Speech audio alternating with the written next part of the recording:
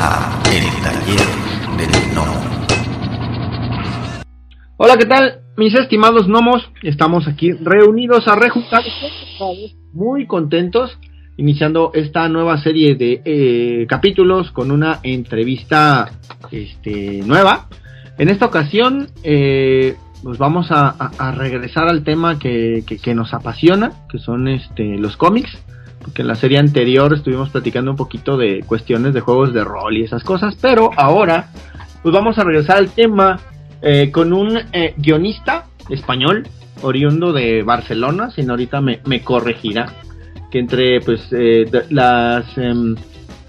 los lugares donde ha trabajado pues se encuentran, fue guionista en la editorial Cósmica, para la revista Cthulhu, gráfico editorial, Cascaborra Ediciones, Leviatán Labs, Sally Books, también estuvo trabajando por ahí en Dark Horse Comics. Y pues sin más preámbulo, con nosotros se encuentra el buen David Braña. ¿Cómo te encuentras, David? Hola, buenas tardes, muy bien, encantado de estar aquí. Y primero que nada, pues muchísimas gracias por aceptar la entrevista, mi estimado. Y vamos a comenzar con la pregunta del podcast. ¿Cuál es el primer recuerdo que tienes sobre todo este mundo de los cómics, todas estas cosas que nos gustan, las cosas buenas de la vida? Las cosas de los cómics, las cosas chulas. Pues mi primer recuerdo es de niño. Como bien es, yo soy de Barcelona, ahora ya no vivo en Barcelona. Nací en Barcelona, estuve hasta los 8 años, si no recuerdo mal. Y luego me mudé a un pueblo de Cataluña también, que se llama Tossa de Mar, de la provincia de Girona. Allí estuve 20 años. Y ahora llevo ya casi 20 años en Vigo, en Galicia. O sea que ya tengo un recorrido, digamos. Y bueno, mi primer recuerdo obviamente es en Barcelona. Yo, digamos que conocí un poco los cómics a través de mi hermano mayor. Él es el que, bueno, pues el que leía cómics, ¿no? de adolescente y tal. Tengo algunos recuerdos así vagamente. Recuerdo un kiosco que había entonces en Barcelona en el que podías ir a intercambiar cómics. Pues tú cogías X cómics, ¿no? Y los leías, los devolvías y te llevabas otros. Bueno, era un sistema bastante interesante, vaya. En aquella época publicaban, empecé un poco a leer los cómics de Marvel, los superhéroes, de DC. Y en aquella época publicaban los cómics en una editorial española que se llamaba Vértice. Eran en blanco y negro y las portadas pues eran un poco improvisadas para la edición y tal. Pero bueno, mi hermano también, aunque no se mantuvo él después, digamos, como lector, ¿no? Digamos que fue un poco errático, lo dejaba, volvía y tal. Yo sí que me mantuve. Yo desde pequeño, una vez descubrí los cómics, digamos que ya no los dejé. No sabría decir muy bien por qué. O sea, es un amor, ¿no? A primera vista, por decir de alguna manera, es vocacional. Pero siempre, las viñetas siempre me han acompañado, digamos, desde niño. Y bueno, él, volviendo a mi hermano, pues él, recuerdo que tenía unos coleccionables, en aquel entonces, eran grapas, pero finas, que llevaban distintas historietas, pues desde Mortadelo y Filemón a Carpanta, Anacleto, todo eso es muy español, ¿no? Es muy de aquí, humor, satírico, bueno. También tenía Capitán Trueno, recuerdo que llevaba también, el Jabato, que era una especie de Capitán Trueno también. Bueno, era un poco así por capítulos, digamos, entregas. Tenía muchísimos y al final acabó encuadernándolos en tomos. Lo llevaron al encuadernador y se lo encuadernaron en una especie de tomos de tapadura fules. Tenía 4 o 5 de muchísimas páginas y yo con eso pues de niño disfrutaba. La verdad es que los releí muchísimas veces. Hasta que descubrí pues los cómics de Marvel, los superhéroes, y ahí pues digamos que me pasé un poco a ese lado. Me entusiasmó desde el principio Spider-Man, siempre ha sido mi superhéroe favorito. me gustaba mucho lo que me transmitía, pues los problemas de la adolescencia, digamos, ¿no? Era un chaval más o menos normal, que bueno, pues se ponía las mallas y era un superhéroe, pero después los problemas más reales, casi más grandes, eran los bueno, pues los de cualquier humano, vaya, de cualquier persona. Y nada, pues eso llevó a que, bueno, pues una vez me mudé y tal, yo seguí con mi afición, además tuve la suerte de conocer gente, de amigos de toda la vida, que aún mantengo contacto con ellos, son, como digo, amigos de toda la vida, casi, que además pues también leían cómics, y bueno, pues eso, quieras o no, pues refuerza un poco el vínculo pues que se tiene, digamos, pues lo que es las aficiones y demás, ¿no? Siempre que se comparten, pues bueno, parece que crece como diría yo, el interés, que es más importante y tal, ¿no? Es bueno, digamos, compartir aficiones y demás, porque también te ayuda pues a ver las perspectivas y bueno, compartir al final socializas y demás. Y bueno, pues cuando ya era un adolescente, ya era, pues no sé, tenía 14, 15 años, me dio por escribir, me gustaba escribir. Primero empecé escribiendo relatos, tenía una máquina de escribir que me regalaron de aquellas, pues una Olivetti, de las de antes, y nada, escribía relatos, básicamente de los colegas, de los amigos, pasando aventuras y demás, ¿no? Bueno, algo muy nuestro, muy para pasar el rato y demás. Y luego pues me pasé ya un poco a escribir guiones de cómics a mi manera, a publicar fanzines y bueno, y hasta que ya pasé ya di el salto profesional y demás. Ok, no, espera, no adelantes, no te adelantes. Entonces, no, por eso, ya me paro ahí. Entonces, vamos, de esas colecciones que tenía tu hermano, que comentas y todo eso, que empiezas a escribir, ¿en qué momento tú consideras que te surgió en realidad, el gusto como tal? ¿A qué edad? Porque pues dices tú que a los 8 y luego brincas hasta los 15 cuando empiezas a escribir, pero en ese inter, ¿cuál fue ese proceso en que tú decidiste, que dijiste, esto es lo que me gusta?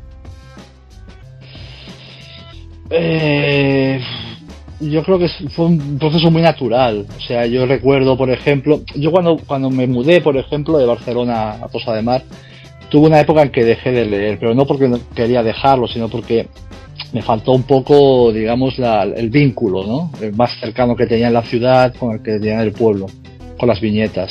Ahí se cortó un poco el vínculo. Hasta que recuerdo que yo tendría 8 o 9 años, estaba, pues, no sé, tenía una gripe, un resfriado y demás, total, que no fui al colegio. Y le dije a mi padre, papá, cómprame algo para leer y tal. Y me compró un cómic otra vez.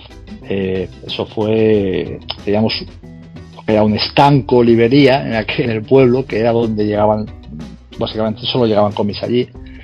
De hecho, hacías los colegas y tal hasta allí, y vamos a ver, hostia, a ver qué ha llegado, ¿verdad? Con muchísima ilusión, a ver qué hay de nuevo y tal. Bueno, pues total, que mi padre me compró un cómic, me lo trajo, creo que era de Daredevil, si no recuerdo mal. Y ahí ya retomé, digamos, el vínculo con las viñetas y ya no lo dejé. Y lo de escribir, pues, no sé, siempre me ha gustado escribir. Lo que era la asignatura de lengua castellana, lo que eran los dictados, redacciones y demás, me gustaba y se me daba bien, además. Más un profesor me dijo que escribía bastante bien y demás. Y eso, pues, supongo que por algo natural, pues yo paso a la escritura de guiones. Ya te digo, primero empecé escribiendo relatos, no me había planteado escribir guiones de cómic y tal. Pero luego pensé, además, volviendo a los amigos que comentaba antes, dos de ellos eran hermanos, pues más o menos se defendían dibujando, ¿no? Y eso también me animó un poco a escribir a mí para escribir con ellos, que dibujasen un poco lo que yo escribiera y bueno, formar equipos y bueno, pasábamos el rato así, sin ninguna ambición ni nada, vaya, solo era por divertirnos, porque nos gustaba hacerlo. Y bueno, eso pues ya te digo, fue casi un proceso natural entre la afición y un poco la vocación.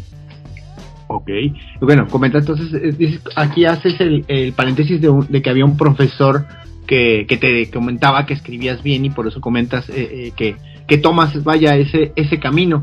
Pero, ¿cuál sería entonces la formación que tuviste para poder escribir? ¿O todo es es lírico como tal? ¿O si tuviste formación en ese sentido? No, yo formación, digamos, profesional no he tenido. Soy absolutamente autodidacta.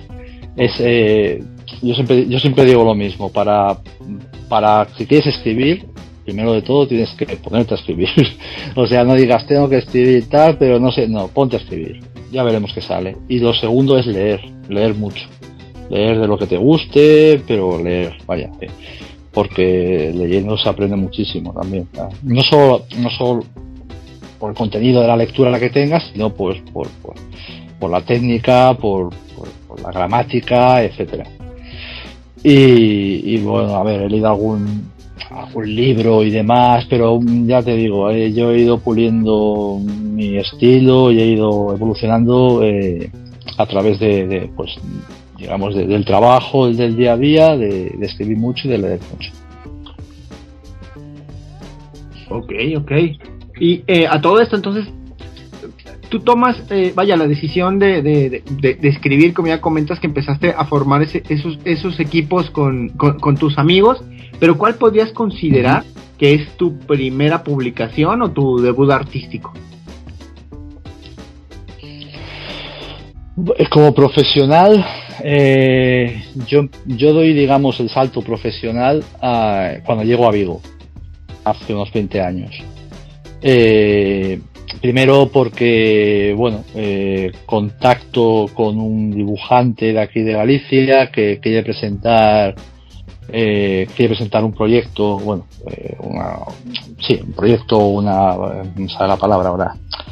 Bueno, se quiere presentar un concurso, vaya, y necesita un guionista. Y bueno, nos presentamos juntos y resulta que ganamos.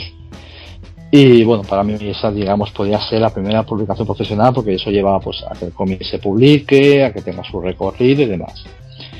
Y después, justo pocos meses después, pues presento yo un proyecto a la editorial de la Cool.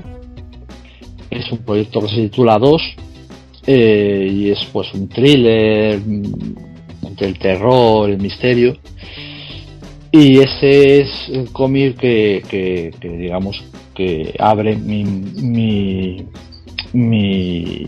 bueno, pues mis publicaciones profesionales, vaya, es el primer cómic profesional que hago. A eso sí, antes tengo todo un recorrido, pues ya os digo, como ya te decía antes, como editor de fanzines, también formé parte de una asociación de autores que creo que recordar que era de Valencia, que bueno, pues que la idea era también pues desarrollar personajes, publicaciones y demás. Bueno, no acabó en lo que queríamos, digamos, no se consiguió lo que queríamos, pero bueno. Y bueno, antes del cómic que hablaba de 2, publiqué con una editorial zaragozana, Burz Comics, también un cómic sobre un policía del futuro, Black Clark se llamaba. Era más orientado, bueno, tenía un corte más de género superheroico, pero bueno, yo creo que realmente la publicación más profesional, ya donde empecé ya pues un circuito profesional de distribución, de editorial, librerías, etcétera, era con 2, con la editorial Dracul. Ok. Y para los ¿cómo decirlo? Los traumados como yo, que nos gusta conseguir los primeros trabajos de cada persona, ¿cuál sería? Comentaste que hiciste algunos fanzines y cosas así. ¿Cuál sería el primero así que publicaste así en general? Bueno, a ver, eran fanzines con una tirada minúscula, ¿no? O sea, creo que hacía 100 copias de cada. Recuerdo que me iba a Barcelona, iba a la copistería, yo pasaba allí 2 o 3 días porque además tenía familia, yo pues, aprovechaba para ver a mi hermana, pasaba unos días en la ciudad y de paso pues pues me iba allí a hacer las fotocopias. También me salía más barato, tenían precios más competitivos y era en tamaño cuartilla, ¿no? En A5. Y nada, pues ellos me daban las copias, luego yo volvía a casa, las doblaba, las relapaba, o sea, todo, incluso la maquetación. En aquel entonces no habían programas de maquetar, digamos, ¿no? Ni Photoshop ni demás. Entonces lo hacía todo a mano, claro, era todo recorte, pega, pum. Bueno, la verdad es que me lo pasaba como muy bien, me pasaba horas a mi rollo maquetando y tal, recuerdo con mucha ilusión, la verdad, esa época. Y el primer fanzine se llamaba Auténtico y era, digamos, pues un fanzine de variedades, ¿no? Tenía, pues, a lo mejor alguna entrevista, algún artículo de opinión, cómics, evidentemente cómics también tenía, alguna ilustración. Y luego de ese, pues, creo que hice, ahora no recuerdo el número exacto, pues igual eran 8 o así, 8 entregas, no recuerdo bien, ya hace mucho tiempo. De ese pasé a otro, lo dejé un tiempo y luego pasé a otro que ya era tamaño folio, A4, que se llamaba Indispensable, y también pues seguía un poco la línea, ¿no? Era también una revista, un fanzine de variedades. Y luego, pues ya te digo, una vez ya tenía de ese, no sé si hice 5 entregas también lo acabé dejando. Y luego ya pasé pues a formar parte de la asociación a la que hablaba antes. Y ahí, pues eso, éramos un grupo bastante amplio. Pasa que, claro, en aquella época, fíjate tú, ya hace tiempo no había internet, entonces no podíamos conectarnos y hablar y tal. Era todo a través de carta postal. Lo cual era el tema del contacto, pues era más engorroso y por supuesto mucho más lento. Y bueno, pero éramos bastantes de la asociación y tal, éramos bastantes autores de España. Ahí intentamos publicar alguna cosita, bueno, pues alguna cosa se publicó, algún cómic y tal, ya no recuerdo mucho, pero no acabó cuajando como queríamos nosotros. Okay. ¿Y conservas algún ejemplar de todo ese material? Conservo cosas, he perdido algunas por las mudanzas malditas pero sí, conservo alguna cosa. Ahora como no, sabes, lo que pasa es que no estoy en mi domicilio habitual, ahora estoy en un domicilio veraniego, no lo tengo a mano, tampoco te sabría decir exactamente qué es. Pero sí conservo algunas cosas. Por ejemplo, creo recordar que conservo un cómic que era de Cobra Mística, un personaje que se parecía un poquito demasiado a Spider-Man en aquella época. Era una especie de ninja y tal. Bueno, era una cosa muy ingenua un poco, ¿no? Y luego tengo algunos cómics que hice con estos colegas que te comentaba antes. También pues un personaje se llama Dardo, que por aquel entonces se asemejaba un poco a El Vigilante. No sé si conoces al personaje de DC, que era un justiciero con una pistola, unas gafas y tal. Un personaje que no tuvo un recorrido, me gustaba bastante. Digamos que las influencias eran bastante claras, no disimulábamos. Sí, tengo algunos fanzines y demás. Y luego, bueno, no sé si decirlo ya o me lo vas. Pero bueno, luego publiqué una revista ya más profesional, ¿vale? Pero bueno, ya lo hablamos después si quieres. Si gustas. Y a todo esto, ¿qué consideras que son, tus influencias para tu trabajo artístico? Influencias directamente. A ver, yo crecí con los cómics de Frank Miller y para mí Frank Miller es Dios. O sea, creo que no ha habido prácticamente ningún autor que me haya emocionado tanto. A lo mejor es también una mezcla que hace y tal, ¿no? Pero yo recuerdo descubrir el Daredevil de Frank Miller, el Dark Knight, el Born Again, Y el año 1 de Batman, todo aquello me marcó, la verdad, me parecía, más allá del dibujo, cuando se ocupaba del dibujo y tal, que también me gusta, los guiones de Ramírez me parecen, los de aquella época sobre todo, brutales. Y recuerdo que empecé pues un poco casi intentando imitarle, ¿no? Ya ves tú, o sea, qué locura. y sí, bueno, digamos que cargaba un poco mis historias con textos en primera persona, un poco así densos a veces, oscuros y demás. Y bueno, la influencia, la primera influencia que puedo decir, pues, a ver, Frank Miller. Luego, pues, no sé, fui leyendo muchos cómics y creo que ahora mismo he encontrado un estilo propio. Yo tengo, digamos, un reto personal, de alguna manera, en el que intento no estancarme en un estilo ni en un género, vaya. He escrito y mi intención es seguir escribiendo un poco de todo, ¿no? Dentro de los géneros y de los estilos, vaya. Pero sí, luego, bueno, yo que sé, dentro de los superhéroes, pues tenemos a Roy Thomas de Conan, a Chris Claremont de los X-Men, yo que sé, a Mignola de Hellboy, al propio Alan Moore, evidentemente, pero bueno, es que Alan Moore es un estilo más literario, diría yo, es distinto. Pero bueno, no sé si puedo decir que me hayan supongo que me hayan influenciado, porque ahora cuando consumes ciertas lecturas, pues siempre te influencia, ¿no? Aunque sea de forma indirecta y tú no lo aprecies casi, pero ahí están. Y luego, bueno, también en la literatura, pues en aquella época leía mucho Stephen King. Entonces fue una mezcla bastante amplia, ¿no? Concuerdo contigo, ¿no? Que Frank Miller es así como que el que vino a cambiar en los 80s la manera, ¿no? De hacer las cosas, porque ese Daredevil que se fabricó, que las historias y la manera en la que las contaba, esas viñetas, sí, de hecho, cambió todo, ¿no? O sea, esa colección de Daredevil de Frank Miller, sí. Como que la Biblia para muchos.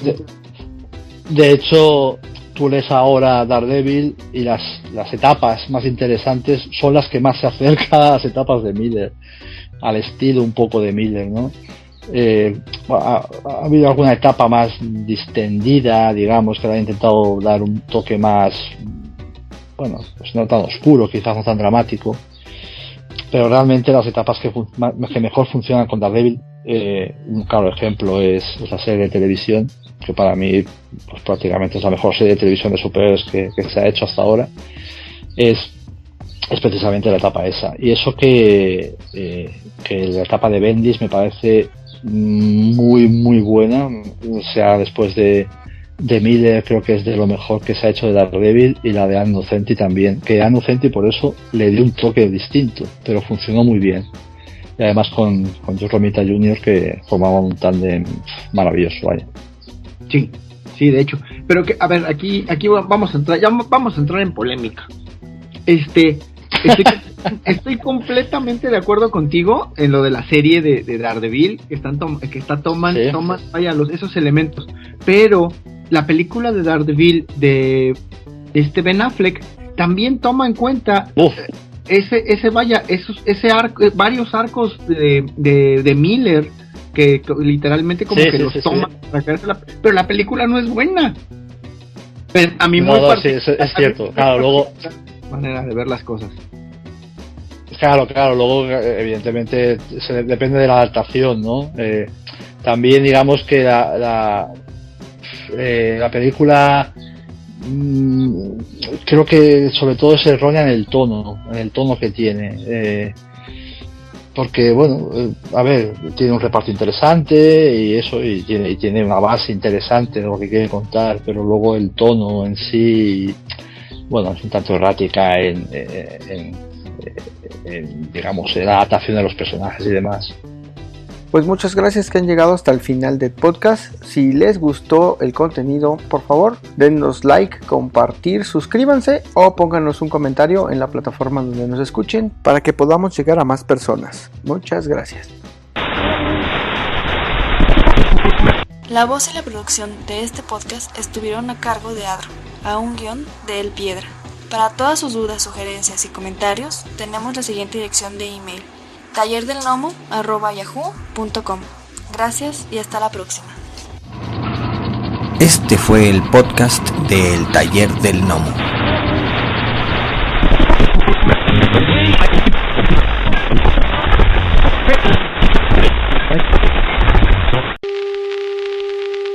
For the next 60 seconds, this station will conduct a test of the emergency broadcast system. This is only a test.